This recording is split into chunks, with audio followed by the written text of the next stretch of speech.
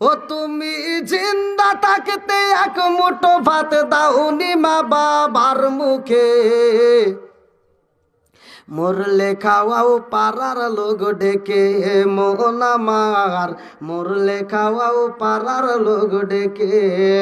ও তুমি জিন্দা থাকতে এক মুঠো ভাত, ও তুমি জিন্দা থাকতে এক মুঠো ভাত দাওনি মা বাবার মুখে, মরলে খাওয়াও পাড়ার লোক ডেকে মন আমার, মরলে খাওয়াও পাড়ার লোক ডেকে।